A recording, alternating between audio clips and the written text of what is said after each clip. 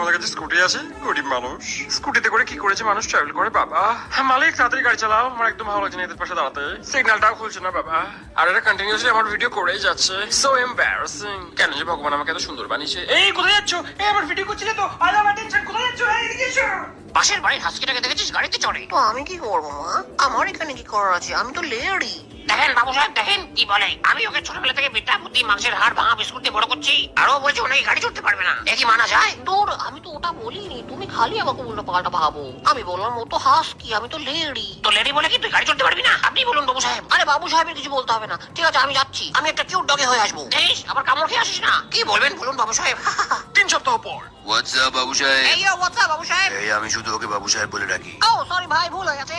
ওই পাড়ার দল যেন আমাদের পাড়ায় না ঢোকে, ভালো করে খেয়াল করিস। অনেক কষ্টে আমাদের এই দলটাকে আমি দাঁড় করিয়েছি। বাবু সাহেব কিছু খাওয়ার জন্য হবে নাকি? হ্যাঁ বাবু সাহেব, দিন না। দেখুন বাবু সাহেব কি হলো, কিউট সাজ দেখেছিল, গুন্ডা সেজে ফিরেছে। আজকালকার দিনে কি উঠছে লাভ নেই। হাতটা একটু দেখি বাবু সাহেব। এই নে আমার হাত। দেখেছেন বাবু সাহেব আপনার হাতে কত পাওয়ার? হ্যাঁ বলছি